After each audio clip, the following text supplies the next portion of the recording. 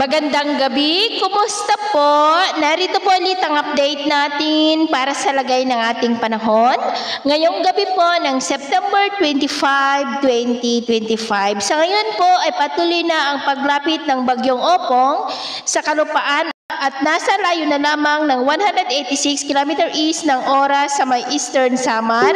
At ngayong gabi ay pinakaapektado na ang Eastern Visayas na taglay ang lakas ng hangin na umaabot po sa 140 km per hour habang kumikilos pa west, northwestward sa bilis na 15 km per hour. At sa susunod po ng mga oras, around midnight o mamayang madaling araw ay posible po na tatama o dadaplis na dyan sa Northern Samar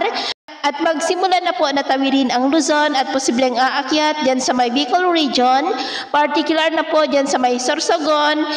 Dadaan ang sentro nito sa southern part ng Quezon, Marinduque at posibleng mag-exit sa may Batangas o Mindoro, pero apektado pa rin ang buong Bicol region, Calabarzon, Mimaropa, Metro Manila, Central Luzon, maging sa ilang bahagi ng Northern Luzon at Visayas, habang tumatawid po bukas ang bagyo. Sa ngayon ay nakataas na ang Tropical Cyclone Wind Signal number 3 sa may Sorsogon and the northern portion ng Masbate, sa may Uson, Dimasalang, City of Masbate, Mobo, Palanas, Baleno, Aroroy,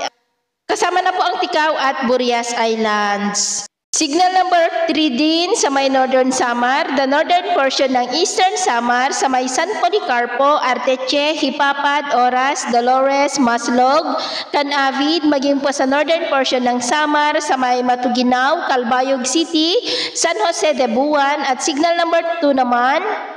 sa eastern portion ng Batangas, sa Padre Garcia, Ibaan, Rosario, Taysan, Lobo, San Juan, Batangas City, the southern portion ng Quezon, sa may Pitogo, San Andres, Buenavista, Lucena City, San Francisco, Calawag, Pagbilao, Chaong, Lopez, Katanawan, Malunay, Ginayangan, Unisan, General Luna, Plaridel, Quezon, San Antonio, Alabat, Candelaria, Lukban, Sampaloc, Padre Burgos, Sariaya, City of Tayabas, Macalelon, Mauban, Dolores, Perez, Agdangan, Gumaka, Atimonan, San Narciso, at Tagkawayan, maging sa may Camarines Norte, Camarines Sur, Albay, Catanduanes, nalalabing bahagi ng Masbate, Marinduque, Romblon, at Oriental Mindoro. Ganon din po sa eastern portion ng Eastern Samar, sa may Taf, Sulat, San Julian, City of Borongan, may Dolong, the central portion ng Samar, sa may San George, San Sebastian,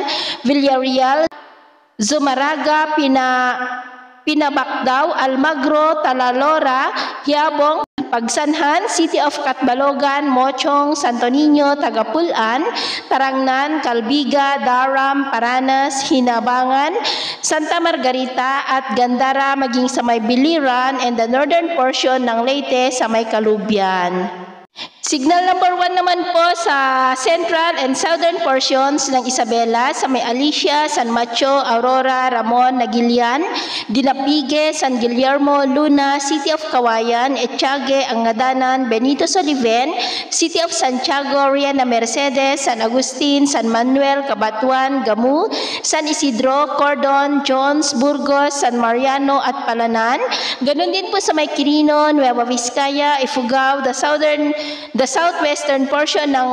Mountain Province, sa may Bauco, Sabangan, Tadjan. Ganon din po sa may Benguet, the southern portion ng Ilocos Sur, sa may Sugpon, Alilem. Ganon din po sa may La Union, Pangasinan, Aurora, Nueva Ecija, Tarlac, Zambales, Bataan, Pampanga, Bulacan, Metro Manila, Rizal, Cavite, the rest of Batangas, Laguna, the rest of Quezon, Occidental Mindoro, Cuyo Islands at Calamian Islands. Ganon din po sa nalalabing bahagi pa ng Eastern Samar, the rest of Samar, nalalabing bahagi ng Leyte, Southern Leyte, the northern portion ng Cebu, sa may Daan Bantayan, Medellin, City of Bogot, Tabaogon, San Remigio, Bourbon, Sogod, Tabuelan, Katmon, Tuburan, Carmen, Danao City, Asturias, Compostela, kasama na po ang Camotes and Bantayan Islands. Ganon din po sa northern portion ng Negros Occidental sa may City of Escalante, Toboso, Calatrava, Sagay City, Cadiz City, Manapla,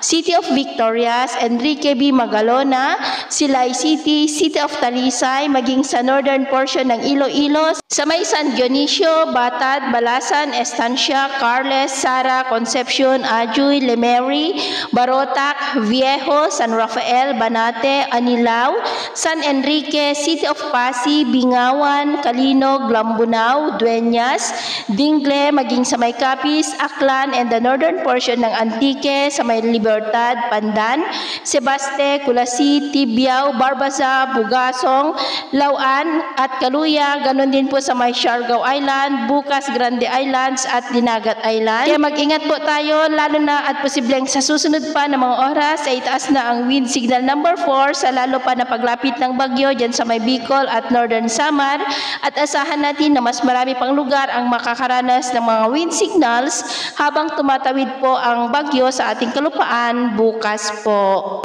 At sa atin naman po mga baybayin, dahil po sa lalo pa ng paglapit ng bagyo ay iwasan na muna natin ang papalaot sa eastern seaboard ng Northern Samar at sa Dinagat Islands, maging po sa northern and eastern seaboard ng Eastern Samar. Dahil ang mga alon ay posible po na aabot hanggang sa 3 meters height, maging sa mga baybayin ng Catanduanes, Davao Oriental at sa northern seaboard ng Northern Samar, na ang mga alon po ay posible na aabot hanggang sa 2.5 meters height. Kaya hanggat maaari po ay iwasan na muna natin ang papalaot sa mga nabanggit na baybayin para po mas makaiwas sa mga sakunang pangkaragatan. So ito po ang latest update natin sa araw na ito. At ako po muli si James na nagsasabing sa kahit anong pagsubok po na darating sa ating buhay, huwag na huwag po tayong mawawalan ng pag-asa. Thank you and God bless!